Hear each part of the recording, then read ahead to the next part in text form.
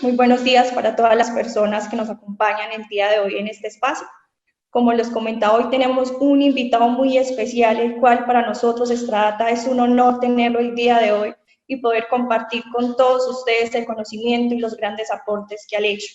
Él es el doctor Wilson Martínez, es vicefiscal general y es procurador delegado para la defensa del patrimonio público, la transparencia y la integridad.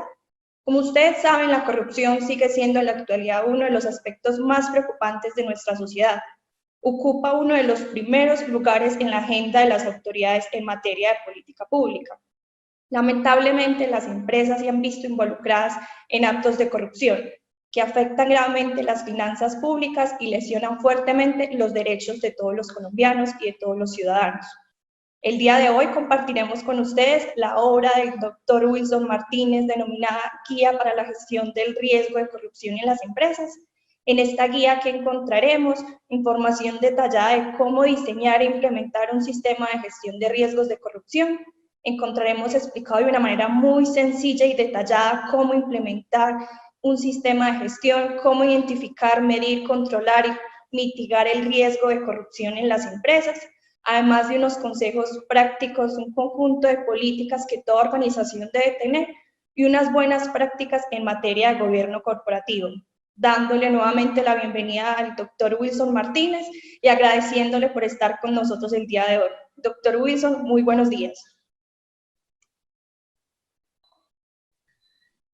Muy buenos días a todos, un cordial saludo a todos los participantes en este webinar. Para mí es un verdadero honor que me hace Stradata invitándome el día de hoy a participar en este webinar, que es bastante concurrido. Agradecer a Isabel, a Stephanie, a Juan Felipe y a toda la familia Stradata por el apoyo que nos han dado para que este evento sea posible.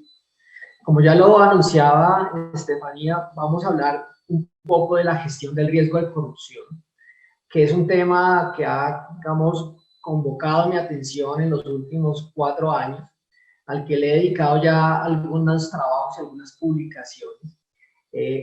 Decidimos publicar el año pasado con Legis Editores esta guía para la gestión de riesgo de corrupción, con el propósito de poner al alcance de todos los funcionarios y todos los colaboradores de las organizaciones este tema que a veces se vuelve muy complejo, se vuelve excesivamente técnico y algunas veces no sabemos muy bien cómo abordar. La idea era llevar algo que está en estándares internacionales puestos a veces en lenguaje muy técnico y muy complejo al alcance de todos en un lenguaje más cotidiano. Creemos que es una herramienta que puede ser de utilidad para las organizaciones y estamos muy satisfechos con el producto. El día de hoy queremos hacer una presentación, una introducción del tema, pero no me quiero limitar exclusivamente al contenido del libro, sino que quiero ampliar un poco la visión de este tema de la gestión del riesgo de corrupción en las empresas. Y lo quisiera planteándole 2 temas al comienzo y al final, que van a tener directa relación con el tema de la gestión de riesgos. El primer tema que quisiera poner sobre la mesa es la discusión o el debate que existe actualmente en la literatura sobre el alcance de la función de cumplimiento. Y la segunda es cuál es el papel que juega todo esto de la gestión de riesgo de corrupción en la competitividad de las organizaciones. Para poder darle una visión integral al tema, quisiera comenzar precisamente discutiendo sobre cuál es ese rol que hoy tienen las oficinas de cumplimiento. Quisiera que ustedes tuvieran en consideración que lo que hoy llamamos cumplimiento o compliance arrancó hacia la década de los 70, principalmente impulsado como consecuencia de la adopción de la Ley contra las Prácticas Corruptas en el Extranjero en Estados Unidos, lo que hoy llamamos la FCPA, donde se le impone a las organizaciones multinacionales norteamericanas la obligación de adoptar medidas internas para asegurar que sus filiales, subsidiarias o subordinadas por fuera del territorio de los Estados Unidos cumplieran la normatividad de las jurisdicciones donde trabajaba. Surgen entonces las oficinas de cumplimiento principalmente con una función de asegurar el cumplimiento normativo.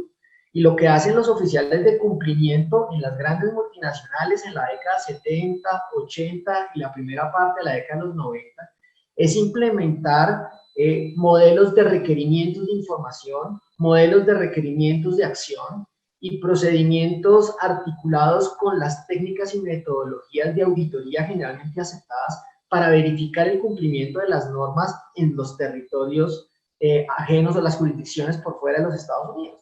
De tal manera que el oficial de cumplimiento de la matriz en los Estados Unidos estaba pendiente de que los gerentes o directores o administradores de las filiales o subsidiarias tomaran las medidas para cumplir la ley laboral, la ley tributaria, la ley ambiental en los diferentes territorios donde tenían subsidiarias, filiales o subordinadas. Y así arranca la función de cumplimiento. Hacia la segunda mitad de la década de los 90, comienza a aparecer lo que se llama la administración con enfoque basado en el riesgo, y entonces la función de cumplimiento tiene una revisión y los oficiales de cumplimiento comienzan a incorporar a su tarea procedimientos y metodologías de identificación, medición y mitigación del riesgo. De tal manera que el oficial de cumplimiento no es que abandone la función de cumplimiento que es el origen de su organización, de su razón de ser, sino que la complementa con metodologías, técnicas y procedimientos de gestión del riesgo que potencian la capacidad de cumplimiento normativo. Pero la evolución no termina allí. Hace aproximadamente una década y media, comienza en el marco de la promoción de lo que hoy denominamos la ética empresarial o la integridad corporativa, un gran movimiento que se dirige fundamentalmente a entender que el fenómeno de la corrupción corporativa debe ser abordado de una manera mucho más estructural, que se necesitan soluciones de fondo. Y aquí es donde es importante tener en cuenta esa analogía entre el síntoma y la enfermedad. La corrupción claramente es la enfermedad. Y cuando nosotros estamos en el marco de una organización, podemos tomar medidas para evitar tener la enfermedad. Podemos hacer el símil o la analogía con lo que estamos viviendo actualmente en nuestro mundo. Tenemos una enfermedad que es el COVID-19, el coronavirus, ¿cierto? Y los gobiernos toman una serie de medidas para mitigar el riesgo de contagio y evitar que el sistema de salud colapse. El aislamiento es una medida de gestión de ese riesgo, pero el aislamiento claramente no soluciona el problema. El virus sigue allá afuera y en tanto las medidas de aislamiento fallen, pues los niveles de contagio van a aumentar. Lo mismo pasa en una organización. La enfermedad es la corrupción y el sistema de gestión de riesgo de corrupción lo que ayuda es a mitigar que esa enfermedad contamine a la organización. El sistema de gestión de riesgo de corrupción, el compliance anticorrupción, impide que la organización termine involucrada en actos de corrupción, pero el fenómeno criminal sigue ahí en el entorno. Entonces, las organizaciones comienzan a pensar y a decir, oiga, tenemos que tomar medidas adicionales, no podemos contenernos solamente con las medidas de gestión de riesgo, porque la enfermedad está allí latente y el día que los mecanismos de control del riesgo fallan, nos vamos a contaminar de la enfermedad. Por eso comienza a pensarse en cómo solucionar realmente de fondo el tema de la corrupción en las organizaciones. Y comienzan muchos estudios desde el punto de vista fundamentalmente de la psicología organizacional, a entender que la corrupción es un fenómeno de cultura organizacional y tiene que ver fundamentalmente con la poca apropiación de los valores y principios que orientan la acción dentro de las organizaciones. En ese orden de ideas comienza a tomar importancia lo que hoy llamamos el liderazgo ético, entendido como ese conjunto de actividades que promueve las actitudes y comportamientos éticos dentro de una organización. Ahora, el problema es que cuando se habla de liderazgo ético, pues normalmente las personas siguen teniendo la tendencia a percibir el liderazgo como una cualidad o una característica de una persona. El líder, ¿sí?, es entendido como una persona que tiene una serie de características o cualidades o caracteres en su personalidad que lo hacen sobresaliente, con la capacidad de motivar y de lograr que las personas lo sigan y lo acompañen en sus proyectos. Entonces, Por supuesto que cuando nosotros vemos el liderazgo desde esa visión clásica, completamente antropocéntrica, entendida como una característica, una cualidad del sujeto, nos resulta extraño hablar del liderazgo ético dentro de una organización. Lo que ocurre es que modernamente, desde hace unos 15 años para acá, ha comenzado a surgir un movimiento en el que dice, mire, una organización no puede depender de las cualidades o características de un sujeto. Las organizaciones deben tener una independencia respecto de sus directores, administradores y colaboradores. La organización debe ir más allá de los individuos que la componen y su subsistencia no debe depender de las personas que están allí. Las personas van y vienen, pero las organizaciones perduran y es necesario la institucionalización de las capacidades. Luego, esa capacidad de liderazgo, que originalmente era entendida como una capacidad, una cualidad de un sujeto, debemos mirar cómo la migramos para que se convierta en una capacidad institucional. Y entonces comenzamos a hablar ya no del hombre líder, sino del proceso de liderazgo. Cómo incrustamos dentro de la organización un proceso para formar, incentivar, promover el liderazgo dentro de la organización. Y por supuesto, una parte importante de ese liderazgo es el liderazgo ético. ¿Cómo lograr instaurar, implantar en una organización un proceso dirigido a crear y fomentar el liderazgo ético para transformar la cultura organizacional de una compañía? Actualmente hay muchos académicos alrededor del mundo que se están dedicando al estudio de esto. ¿Cómo hacemos para institucionalizar el liderazgo ético? Uno de los institutos que ha tomado la vanguardia es la Red Europea de Ética en los Negocios, el European Business Ethics Networks, que es una organización que está enfocada precisamente en fomentar las capacidades de liderazgo ético en las grandes compañías europeas y ha comenzado a tener redes de apoyo a nivel académico y científico en diferentes partes del mundo, casi que en los 5 continentes. Allí se encuentran una gran cantidad de trabajos muy interesantes en esa materia y creo que es hacia donde está marchando la corriente. Entonces, simplemente para recomendarles a los que les inquiete este tema, han surgido un par de textos que a mí personalmente me han parecido muy buenos en esta materia. Están aquí en la pantalla como ustedes pueden verlo. Son 2 libros, uno enfocado fundamentalmente en la ética en la administración, que le apunta, como su título lo dice, a ubicar la ética en el núcleo de la buena administración. Y el otro, que es un trabajo específicamente para las personas que nos acompañan de las entidades financieras, que es la ética en el banco, en la banca, que le apunta fundamentalmente a cómo fortalecer procesos de transformación ética, de liderazgo ético dentro de las instituciones financieras. Y en este punto viene la pregunta, y es, ¿a quién le corresponde dentro de la organización el ejercicio del liderazgo ético? Las personas que son oficiales de cumplimiento y que están en el auditorio, muy seguramente me darán la razón cuando les digo que muchas organizaciones han asumido que el tema de la ética y la lucha contra la corrupción es del área de cumplimiento y que en esa medida le han traspasado al oficial de cumplimiento todo lo que tiene que ver con ética corporativa, todo lo que tiene que ver con integridad corporativa. Y entonces los oficiales de cumplimiento ya no solamente hacen cumplimiento, no solamente hacen gestión del riesgo, sino que han asumido unas responsabilidades en temas de liderazgo ético.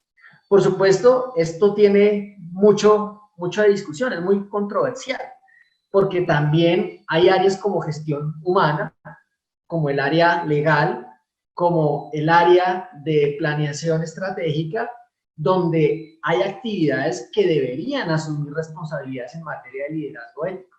Entonces hay un importante debate frente a dónde debe ubicarse ese tema del liderazgo. Pero lo que yo aprecio, digamos, trabajando en este tema del compliance a nivel de consultoría internacional, es que la tendencia más generalizada es a que estos temas terminen ubicados en el área de cumplimiento. Y entonces hay que comenzar a pensar en cómo se articula gestión de riesgos y liderazgo ético. Tal como yo lo veo, si un área de cumplimiento asume la responsabilidad de ejercer también el liderazgo ético, debe apoyarse fuertemente en la gestión del riesgo. Es decir, la gestión del riesgo y todo el trabajo de identificación, medición y mitigación debe ser la primera línea de defensa frente al fenómeno de la corrupción. pero luego hacia adentro, detrás de esa barrera de protección, hay que llevar a cabo un trabajo muy importante de liderazgo ético para lograr dar una solución importante desde el punto de vista de la transformación de la cultura organizacional de la empresa y fortalecer, robustecer los controles en esa materia. Ahora bien, ya cuando hablamos de la gestión del riesgo de corrupción propiamente dicha, pues estamos hablando fundamentalmente de una actividad que está concentrada en tres grandes etapas: la identificación del riesgo, la medición del riesgo y la mitigación del riesgo. Sobre la metodología de gestión del riesgo se han escrito una gran cantidad de documentos. Tenemos trabajos publicados por Transparencia Internacional, por la Oficina de Naciones Unidas contra la Droga y el Delito, la OCDE, la Organización para la Cooperación y el Desarrollo Económico, ha impulsado fuertemente todo este tema de la ética corporativa y ha publicado varias guías y manuales para la gestión del riesgo de corrupción. También el Banco Interamericano de Desarrollo, quien se ha enfocado mucho en los temas de conflicto de interés. Tenemos también manuales del Banco Mundial. La Cámara de Comercio Internacional publicó hace un par de años un catálogo de cláusulas contractuales tipo para fortalecer la integridad en la contratación entre particulares. Y también tenemos otra serie de documentos publicados por otros organismos, como por ejemplo la Organización de Estados Americanos. Entonces, la literatura es muy vasta. El estándar internacional más importante y más técnico en este momento es la norma ISO 37001, que es una norma que le apunta fundamentalmente a generar un estándar prácticamente universal en materia de identificación, medición y mitigación del riesgo. Y estas metodologías van de la mano con las guías y manuales que han desarrollado diferentes gobiernos, como por ejemplo el Departamento de Justicia de los Estados Unidos, en su guía para la adopción de la FCPA, de la norma de la ley contra las prácticas corruptas en el extranjero de los Estados Unidos, y también el Ministerio de Justicia del Reino Unido, en las guías para la adopción de programas de cumplimiento dentro de la ley antisoborno del Reino Unido, la UK Bribery Act. Entonces, si uno mira toda esta literatura que existe, que es muy abundante, es muy prolija, pues uno va a encontrar un común denominador, ¿sí? Y el común denominador es básicamente lo que nosotros llamamos la evaluación de riesgo por proceso. Todo proceso de gestión de riesgo de corrupción arranca fundamentalmente por un diagnóstico, por una evaluación. Y esa evaluación se puede hacer con diferentes enfoques. Uno podría hacer una evaluación con base o con enfoque en los cargos. Entonces no es una evaluación con un enfoque funcional, sino con un enfoque estructural. Vamos a mirar la estructura organizacional, la estructura orgánica, la arquitectura institucional de la organización. Y vamos a hacer una evaluación por cargos. Es válido. Otros podrán hacer una evaluación por jurisdicciones. Si estamos trabajando en diferentes países o en diferentes territorios de un mismo país, pues podemos evaluar las amenazas de corrupción y las vulnerabilidades de corrupción en cada uno de esos territorios, en cada una de las jurisdicciones, y hacemos una evaluación por jurisdicción. También podemos hacer una evaluación por producto, que es perfectamente válido. Si yo miro mi portafolio de productos, puedo identificar que no todos los productos tienen la misma exposición al riesgo de corrupción. Algunos tienen más exposición a ciertas amenazas y enfrentan ciertas vulnerabilidades que otros. Pero el estándar que se ha adoptado internacionalmente es el estándar de la evaluación de riesgo por proceso. Esto no significa que las otras evaluaciones no se puedan hacer. No. Lo que significa es que lo mínimo que deberíamos hacer, el punto de arranque, es la evaluación de riesgo por procesos. Y si la compañía tiene recursos y quiere llegar a ese nivel de profundidad de su evaluación, puede complementarla con las otras evaluaciones. De hecho, yo lo recomiendo porque eso le permite un conocimiento mucho más profundo a la organización de sus riesgos.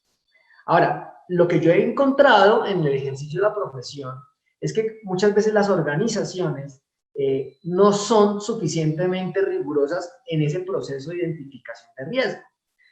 Lo que suele ocurrir es que el área encargada, normalmente el área de cumplimiento o el área de riesgos, diseña una matriz o una plantilla para que cada líder de proceso la diligencie como si fuera un cuestionario y coloque allí los eventos de riesgo. El objetivo de esto es identificar en cada proceso cuáles son los eventos de riesgo a los que está expuesta la organización. Pero el problema que tenemos es que si yo hago una plantilla y se le envío al líder del proceso, voy a tener una serie de sesgos. Primero porque es que el líder del proceso no es experto en corrupción. El señor es experto o la señora es experta en el proceso que está liderando, pero ella no tiene por qué ser experta en corrupción. Y si usted no es experto en corrupción, seguramente no tiene el conocimiento del fenómeno, y para estos efectos, el que no sabe es como el que no ve. Porque cuando uno habla de corrupción, lo primero que se le viene a la mente al ciudadano común y corriente es el soborno, el pago de una suma de dinero a cambio de un beneficio. Pero la corrupción es un fenómeno que abarca mucho más que el soborno. Entonces, hay muchos casos, muchas situaciones, muchas tipologías de corrupción que no son tan fáciles de identificar. Entonces, ahí comenzamos a fallar. Lo segundo, pues es que cuando yo le pido al líder del proceso que haga esa evaluación, realmente le estoy pidiendo una autoevaluación. Y eso genera ciertos sesgos, porque muchas veces el líder del proceso no quiere que su proceso sea percibido como un proceso altamente riesgoso.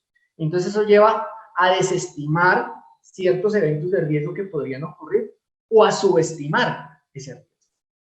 Lo tercero es que muchas veces el líder del proceso no logra diferenciar entre la evaluación del riesgo y una auditoría. Y entonces se siente inspeccionado, se siente indagado, asume una actitud defensiva y eso lleva a que se produzcan ciertos sesgos en la evaluación. ¿Cómo solucionamos esto?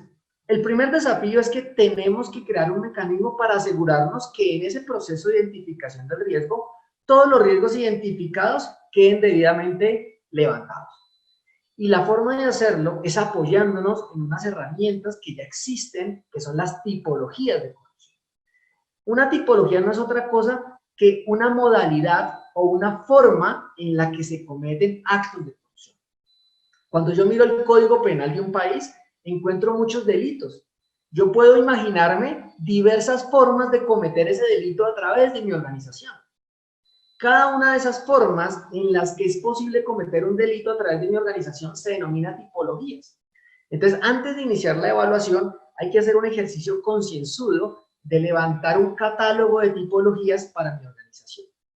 Cuando yo he identificado ese catálogo de tipologías, lo que tengo que hacer es entregarle ese catálogo de tipologías al líder del proceso para que él haga un ejercicio de análisis comparativo, que consiste fundamentalmente en comparar cada una de las tipologías identificadas con su proceso y lograr identificar cuáles de esas tipologías se pueden cometer o se podrían presentar en el proceso que él está liderando.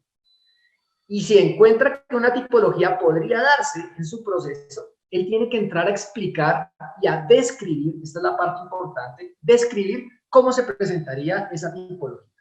A esa descripción, a esa narrativa que tiene el líder del proceso, explicando cómo podría ser, es lo que nosotros llamamos evento de riesgo. Ahora, como normalmente el señor o la señora líder de proceso no es experto en temas de corrupción y puede enfrentar ciertas dificultades para comprender y entender el fenómeno de la corrupción más en su proceso, y con el propósito de eliminar los sesgos que pueda tener esa persona, es necesario que esa evaluación que hace el líder del proceso sea acompañada por una persona que tenga el conocimiento del fenómeno de la corrupción, un evaluador externo. Y cuando hablo de un evaluador externo no me refiero necesariamente a un evaluador externo a la organización. No estoy hablando de un consultor externo o de un auditor externo, no. Puede ser alguien de la propia organización, pero ajeno al proceso que estamos evaluando. Con eso le introducimos un grado importante de imparcialidad, de independencia y de objetividad a la evaluación.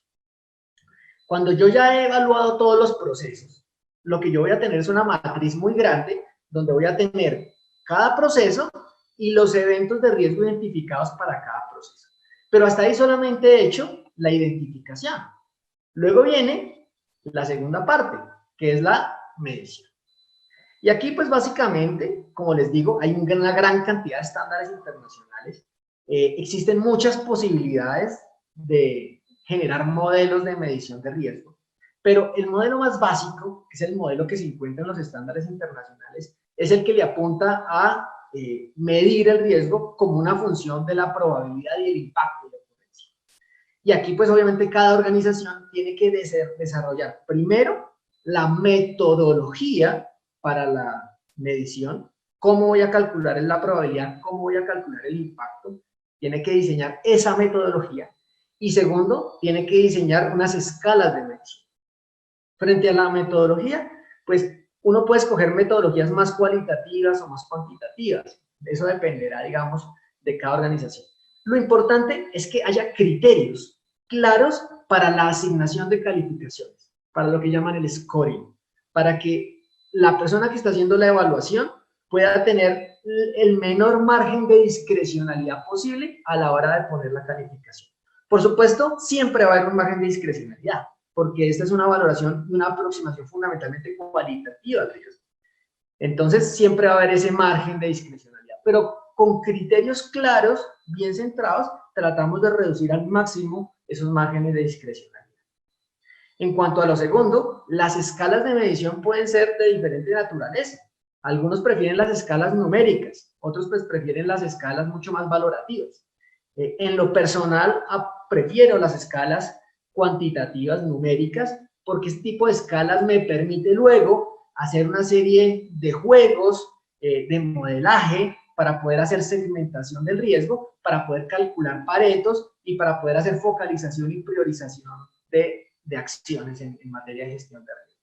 Eso es un tema, digamos, que ya requiere un nivel de profundidad técnica y aquí es donde muchas veces se necesita el apoyo, el acompañamiento de un técnico que nos pueda orientar. Lo cierto es que la metodología que sea nos tiene que servir para calcular por lo menos dos niveles de riesgo. El nivel de riesgo inherente y el nivel de riesgo residual. El nivel de riesgo inherente es el nivel de riesgo que emerge de la calificación de riesgo de mis eventos de riesgo sin considerar los controles que ya existen en mi organización. Yo cojo cada evento de riesgo, lo mido en términos de probabilidad de impacto y ese riesgo, cuando yo lo agrego, me da el nivel de riesgo inherente. Ahora, ese nivel de riesgo inherente es importante porque es mi línea base, es de donde yo estoy arrancando. El siguiente paso es hacer un inventario de los controles que yo tengo dentro de mi organización.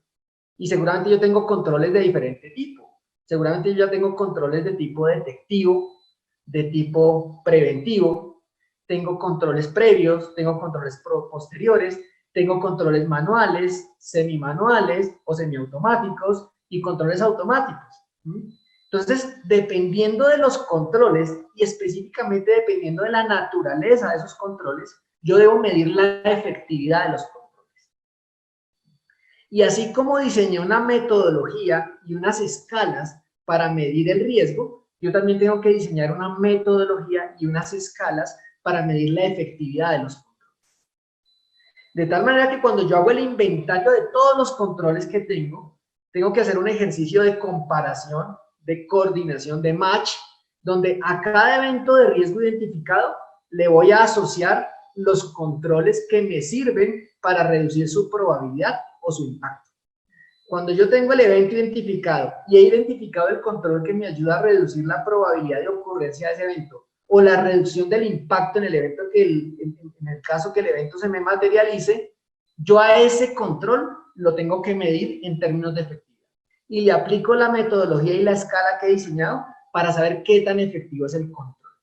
De tal manera que al considerar el nivel de riesgo del evento más el nivel de efectividad del control, voy a tener una medición final, que es lo que llamamos riesgo residual. El riesgo residual no es otra cosa que el nivel de riesgo al que está expuesta una organización después de considerar todos los controles que tiene actualmente dispuestos para prevenir la corrupción. En ese orden de ideas, la medición del riesgo residual es una fase posterior y nos da una medida de qué tan expuestos estamos realmente a la medición del riesgo. Aparece finalmente un último concepto que es el riesgo permitido, y esto aplica fundamentalmente para los sujetos obligados.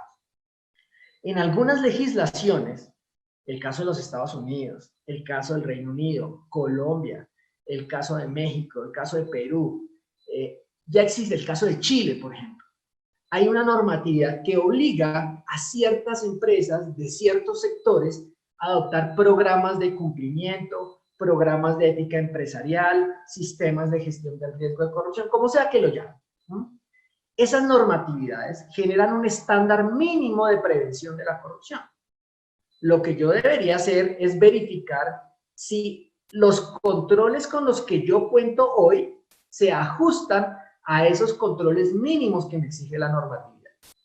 Si la conclusión es que los controles que yo tengo implementados actualmente no cumplen el estándar mínimo de controles que me exige la norma, yo estoy operando por fuera del riesgo permitido. Estoy actuando con un riesgo superior al que la ley me permite adoptar. Por supuesto, el riesgo residual nunca va a ser cero. Jamás, por más dinero que invertamos, por más esfuerzos que hagamos, el riesgo residual jamás va a ser cero. Ninguna empresa, ninguna organización en el mundo es inmune a la corrupción. No existe el blindaje contra la corrupción. Luego siempre hay un nivel de riesgo que las organizaciones deben asumir. La ley entiende eso y por eso el estándar que se le fija entiende que hay un nivel de riesgo que es tolerable.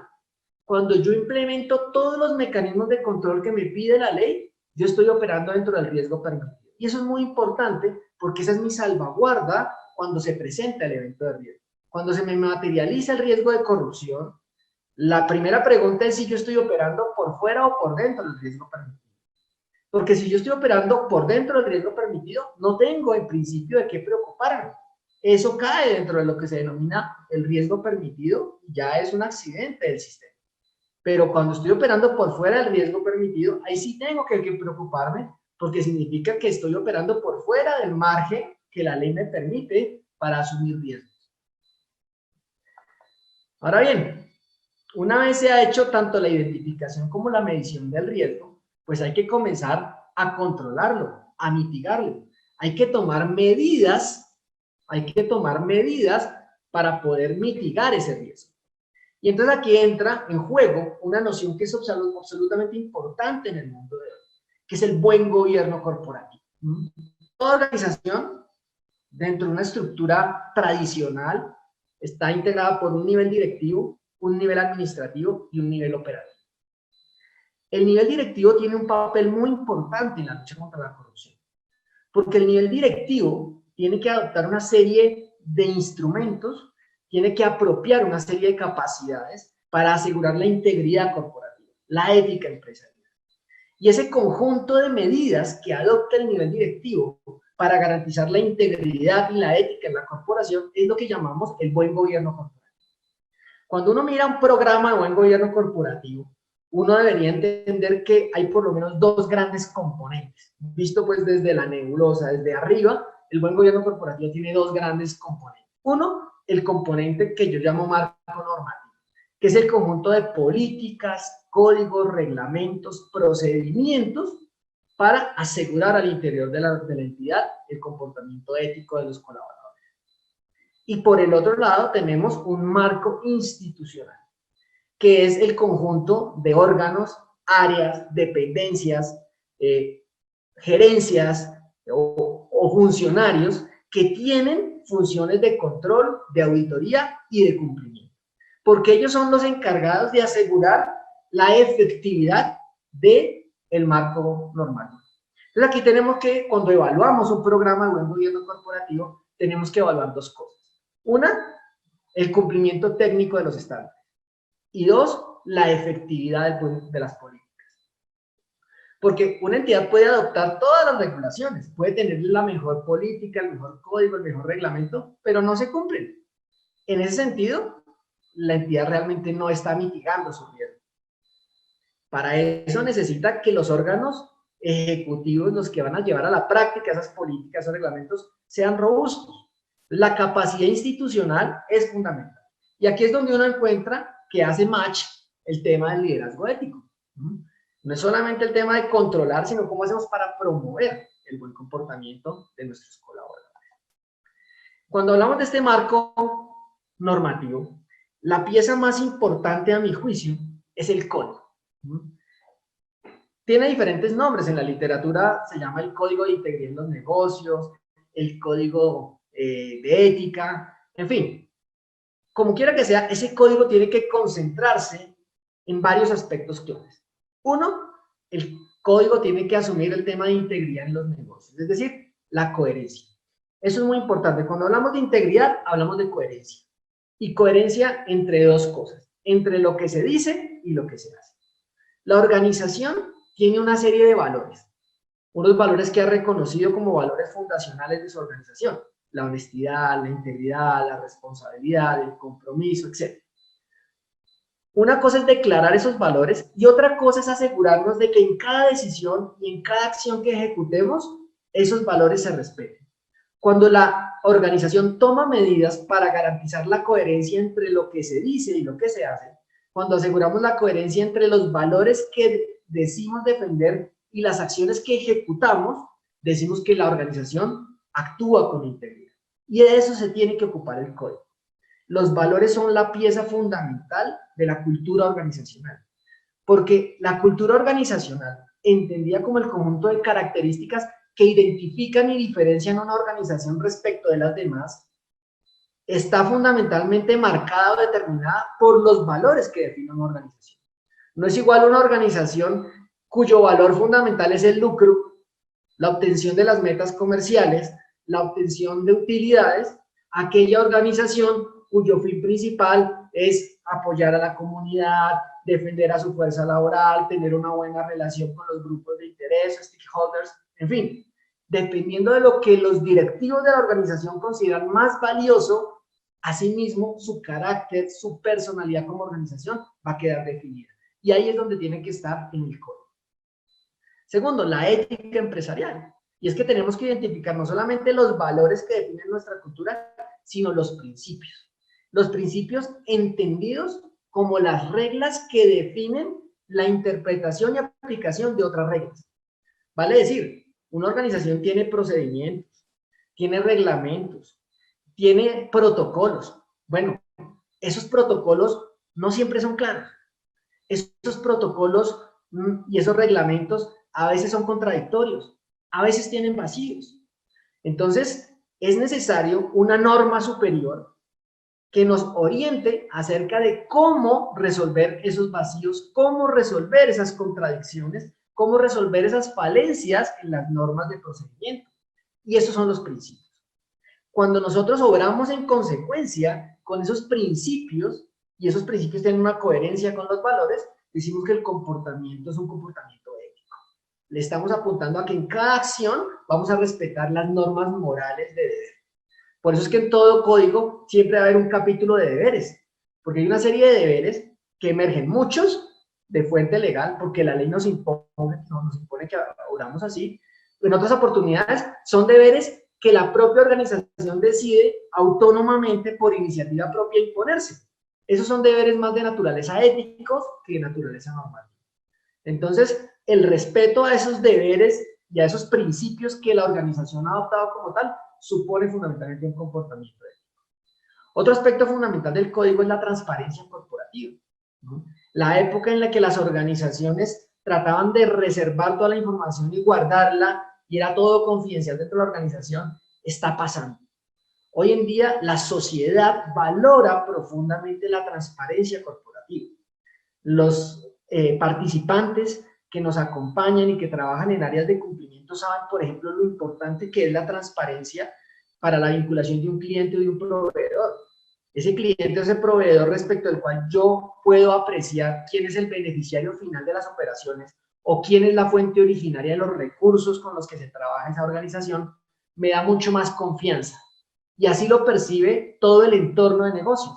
Con lo cual, esa transparencia corporativa hoy en día se valora como un elemento que potencia la competitividad de las organizaciones. Por supuesto, eso no significa que las empresas tienen que ser completamente transparentes y funcionar dentro de una burbuja de cristal, como el Estado. En el Estado es diferente porque el Estado es la cosa pública. En el sector privado no. Pero el sector privado sí es importante un nivel de transparencia, porque la organización no es valiosa únicamente para sus socios. La organización también es valiosa para sus directivos, para sus administradores y para sus empleados o colaboradores y para los grupos de interés que están en el entorno de la organización, para la gente, las comunidades que se ven afectadas con las decisiones que toma la organización, para el sindicato, para todas las empresas que hacen parte de su cadena de abastecimiento, cadena de suministro, en fin, esos niveles de transparencia son fundamentales. Luego tenemos la llamada responsabilidad social empresarial, y es qué tanto aporta la organización a la sociedad. ¿Somos simplemente una organización que extrae de la comunidad todo lo que puede para enriquecerse, o somos una organización preocupada por devolverle a la comunidad algo? ¿Estamos tratando de ser amigables con el entorno, con las comunidades, con el medio ambiente, o eso nos tiene sin cuidados y lo importante aquí es hacer dinero? Y por último, un tema del que ya he hablado tanto, que es el liderazgo ético. ¿Qué tanto liderazgo ético vamos a tener y cómo lo vamos a hacer? Por supuesto, este código tiene que tener un nivel importante de efectividad, como les decía. No se trata solo de tener la norma, de hacer bonitas declaraciones, sino que esas normas tienen que tener un nivel de efectividad. Para que esto tenga un nivel de efectividad, el código debe definir claramente las faltas. ¿Qué clase de conductas son faltas? Fíjense que el código debe tener los deberes que vamos a cumplir. Pues bueno, la violación a sus deberes por principio debería constituir una falta. Y si hay una falta, pues debe haber sanciones. Debe haber consecuencias, porque las consecuencias a las faltas, las sanciones, es lo que logra ser disuasorio frente a los actos de corrupción y logra promover, de alguna manera, la integridad dentro de la corporación. Y por supuesto, si tenemos faltas y sanciones, pues tenemos que definir un procedimiento para la imposición de esas sanciones. Y el procedimiento sancionatorio es fundamental como parte del código de integridad. Luego, ese código debe ser desarrollado en temas específicos. Tenemos que desarrollar ese código, esos valores, esos principios y esos deberes, los tenemos que desarrollar en ciertas especialidades. Tenemos que ir a ciertos temas que son neurálgicos en la gestión del riesgo, y entonces vamos a encontrar la necesidad de emitir políticas que no son otra cosa que declaraciones que emite la dirección de la organización con dos propósitos. Con una finalidad reglamentaria, en el sentido de desarrollar esos códigos que tenemos. Y segundo, una finalidad pedagógica. Por eso es que las políticas tienen que ser redactadas de tal manera que cualquier colaborador de la organización las pueda entender y las pueda cumplir. Porque si bien con el código estamos regulando un tema de manera intensa, con la política lo que tenemos es que procurar la transformación de la cultura organizacional. Y la política es un elemento fundamental del liderazgo ético. Cuando nosotros tenemos un área de la organización preocupada realmente por mitigar el riesgo de corrupción, esa organización tiene que emitir unas políticas que sean muy efectivas, capaces de transformar la cultura organizacional, capaz de transformar a todos los colaboradores para que ellos asuman, introyecten el obrar ético dentro de la organización. De esa manera también se logra potenciar los controles que tenemos en otras áreas de la operación para prevenir la corrupción. ¿Qué clases de políticas?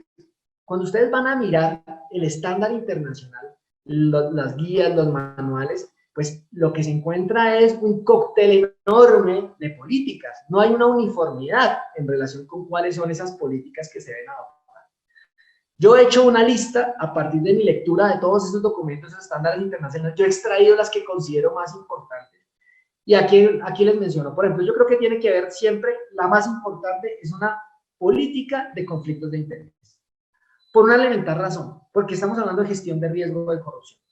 Cuando un funcionario en mi organización está en una situación de conflicto de interés, no está en una situación de corrupción. Conflicto de interés no es igual a corrupción. Cualquier persona puede caer en un conflicto de interés, eso es posible que pase. Porque si yo soy un directivo de una organización, es probable que mi esposa, que mi hijo, que mi hermano o que yo mismo pueda tener algún interés o desarrollar algún interés en una operación o algún negocio propio de la organización y se suscita el conflicto de interés. Eso es natural, es normal en la práctica empresarial. ¿Cuál es el problema? El problema es cómo reacciona usted frente a ese conflicto de interés. Cuando usted sana el conflicto de interés, surge un riesgo de corrupción.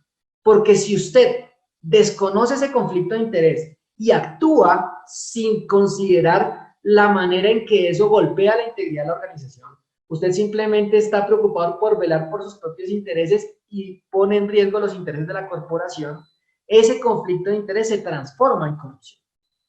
Por el contrario, si usted reconoce el conflicto de interés, lo declara, es transparente con la situación y se aparta voluntariamente de la decisión, usted se ha salido del terreno de la corrupción y ha entrado en el terreno del comportamiento ético.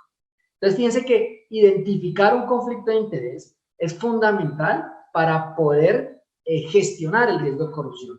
No hay otro evento más paradigmático de riesgo de corrupción que una situación de conflicto de interés. El conflicto de interés es en esencia un evento de riesgo de corrupción. El punto es cómo lo identificamos. Hay que identificar, porque claro, yo puedo en mi política generar un formulario de declaración de conflictos de interés, pero voy a depender de que voluntariamente mis colaboradores declaren. ¿Qué pasa si mis colaboradores no cumplen el estándar ético que yo estoy esperando y exigiendo y guardan reserva frente a ese conflicto de interés? No. Yo, dentro de mi política de conflicto de interés, tengo que contar con mecanismos para la detección de conflictos de interés, independientemente de que mis colaboradores me la declaren o no. Y aquí conflicto de interés y gestión de riesgo hacen match. Yo tengo que generar controles detectivos a los conflictos de interés. Por ejemplo, el cruce de base de datos, solo por mencionar uno. Yo debería cruzar la base de datos de mis colaboradores con la base de datos de mis proveedores, no solamente a mis proveedores, sino a los beneficiarios finales de mis proveedores, para tratar de identificar mediante ese cruce de base de datos si de pronto alguno de mis directivos tiene intereses o alguno de sus parientes tiene intereses en las empresas que hacen parte de mi cadena de abastecimiento, porque allí podría haber un conflicto de interés. Otra política muy importante es la accountability o rendición de cuentas. Es necesario generar un mecanismo para rendición de cuentas, hacia adentro y hacia afuera de la organización. No se trata solamente de rendir cuentas hacia los directivos, hacia los socios y accionistas, sino que hacia afuera también es válido rendir cuentas. Y la experiencia alemana en el año 2008 fue muy valiosa. Si ustedes recuerdan, la crisis de las hipotecas subprime golpeó muchísimo a Alemania, pero a diferencia de lo que ocurría en los Estados Unidos, los stakeholders en Alemania tienen una participación importante dentro del gobierno corporativo. Muchas de las empresas más golpeadas en Alemania en ese momento decidieron ser transparentes frente a su situación con los stakeholders y los llamaron y les presentaron la situación, y debido a esa situación de transparencia, debido a esa voluntad de transparentar la situación, lograron llegar a acuerdos con sus grupos de interés, con sus sindicatos, con sus proveedores, para aliviar los costos y asegurar la sostenibilidad de la empresa. Eso pasa en un momento como el de crisis que estamos viviendo ahora. La empresa que es completamente secreta, que no le rinde cuentas, que no le deja ver nada a sus grupos de interés, pues no tiene capacidad de negociación. Las que en cambio buscan esa sinceridad, ese acompañamiento y muestran una radiografía, claro, hasta donde sea razonablemente viable para poder entrar en conversaciones, logran negociaciones que favorecen la sostenibilidad de la empresa. Y eso Doctor va Wilson. en la transparencia corporativa, que está justamente en lo siguiente, porque cuando hablamos de transparencia corporativa hablamos de dos tipos de transparencia.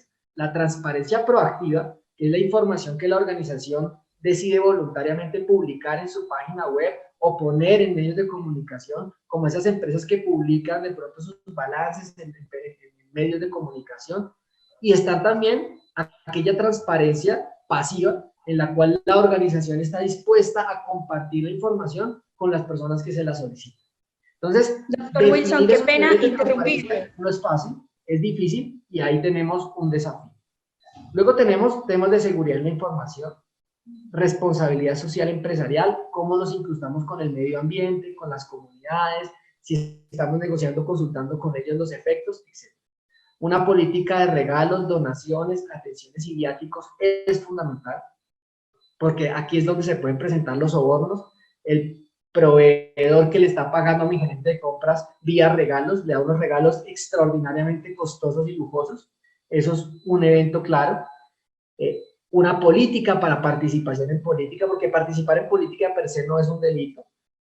En muchas legislaciones esto es válido. Entonces, la organización debe tener clara una política de cómo vamos a participar, a quién vamos a financiar, en qué condiciones vamos a financiar y apoyar su campaña, y sobre todo, cuál va a ser nuestra actitud si nuestro candidato gana. ¿Vamos a sacar provecho directamente y de forma abierta de ese nombramiento, o vamos a tomar una actitud de distancia y vamos a respetar y a permitir que esa persona ejerza su cargo con independencia y autonomía? El tema de capacitación y promoción del liderazgo ético, que es una parte importante, una política que es esencial. Y por último, una política de relacionamiento con las autoridades. ¿Cómo me relaciono yo con el regulador, con el supervisor, con la dirección de impuestos? ¿Cómo me relaciono yo con las autoridades de quienes dependen las autorizaciones, permisos o concesiones para poder funcionar? Ese nivel de relacionamiento, la forma como me relaciono, quién es el contacto dentro de la organización que puede hablar válidamente con ellos, en qué condiciones se puede dar eso, qué niveles de autorización requiere de la junta directiva o del consejo de administración para hablar con las autoridades, etcétera. Ese tipo de cosas hay que regularlos ahí. Ahora bien, y para terminar, cuando uno comienza a hablar de todo esto, ¿sí?, muchas veces los empresarios perciben que estamos hablando de gasto. El empresario hoy en día está muy sensible, precisamente en una situación de crisis, a todo lo que suponga erogación, gasto. Y el poco dinero que hay que invertírselo al core del negocio, porque ahí es donde se puede monetizar. Yo puedo invertir y ahí puedo sacar una tasa interna de retorno y ahí puedo calcular una rentabilidad de la inversión. Pero invertir en un programa de ética empresarial, en un programa de gestión de riesgo de corrupción, es un intangible. Por eso es que ven esto más como un gasto. Y aquí es importante la reflexión. Hace 20 años, los empresarios y la administración de empresas como disciplina entendía que la capacidad de acción del directivo y del administrador de la organización era hacia adentro, que el entorno de la organización estaba dada y uno tenía que asumirlo. Entonces, el director lo máximo que podía hacer, o el administrador lo máximo que podía hacer, era hacer un scanning del entorno, o sea, un estudio, una evaluación del entorno, reconocer el entorno y adaptarse a ese entorno, tomar decisiones adaptativas al entorno para ganar. Michael Porter hizo una gran aportación en esa materia y dijo, no tenemos por qué conformarnos con el entorno que nos es dado. La competitividad de una organización no depende solo de sus capacidades internas, sino también del entorno en el que se encuentra. Y si usted como empresa hace una inversión por mejorar el entorno, también va a tener beneficios. Y eso es lo que se llaman las estrategias de valor compartido. Cuando una organización decide hacer una inversión, no solamente para mejorar internamente sus capacidades de competitividad, sino también para mejorar el entorno en el que se encuentra. Entonces hacemos una estrategia donde ganamos nosotros en competitividad, pero también gana la comunidad, porque la comunidad comienza a recibir una serie de beneficios como producto de esa actividad. Y hoy en día eso es visible en las mediciones que hace el Fondo Monetario, el Foro Económico Mundial, perdón, en el ranking mundial de competitividad. Si ustedes miran todos los factores que determinan la competitividad de las naciones y cómo es que el Foro Económico Mundial mide la competitividad de los países, ustedes se van a dar cuenta que una gran parte, si no la mayoría de los indicadores de la competitividad tienen que ver con el entorno de negocios. Luego, invertir en el entorno de negocios es fundamental.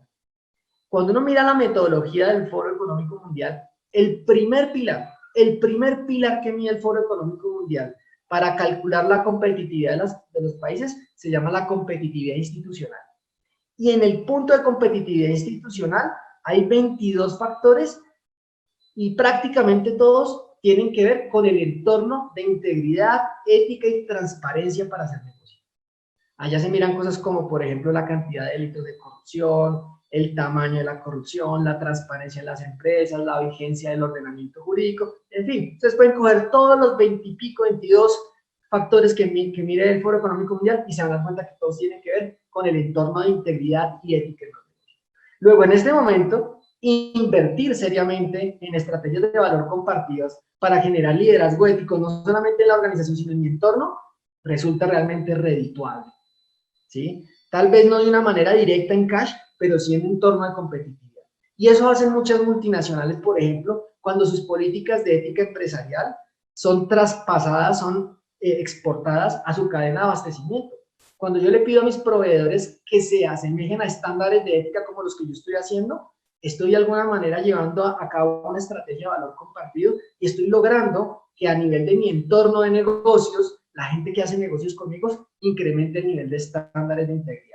Y si todos hacemos eso, vamos a lograr que sectores completos de la economía gocen del prestigio y reputación de competitividad institucional y de ética que los permiten elevar los niveles de ingresos y de participaciones económicas en la economía nacional que resultan realmente interesantes. Todo esto que estoy diciendo es posible encontrarlo ya en ciertas organizaciones que se han dedicado a medir y certificar qué tan íntegras, qué tan éticas, qué tan transparentes son las organizaciones. Entonces, aquí ven ustedes por lo menos 3 grandes certificaciones. Una es la certificación como empresa B, que es una empresa básicamente para las empresas socialmente responsables. Está también la SA 8000, que es básicamente una certificación para las empresas que se comportan éticamente correctas. Y tenemos esta otra certificación, que es la certificación que emite Global Reporting Initiative, que es básicamente una iniciativa para evaluar aquellas empresas que voluntariamente se quieren someter a una evaluación de ética corporativa, de integridad empresarial. Muchas empresas le apuntan a tener alguna de estas certificaciones porque entienden que reputacionalmente estas certificaciones los hacen competitivos en ciertos sectores de la economía, sobre todo en ciertos mercados. Una cosa que tienen los millennials, que son los grandes consumidores del presente y del futuro, es que son mucho más conscientes, por ejemplo, del origen de los productos que consumen, si son productos amigables con el medio ambiente, si son productos contaminantes, si son productos saludables. Esa conciencia la tienen los millennials y hacia allá va a marchar seguramente el perfil del consumidor en los próximos 20 años. Entonces, tener estas certificaciones permite entrar con más facilidad en esos mercados, llegar con más facilidad a esos consumidores, y eso ayuda sin duda a la competitividad.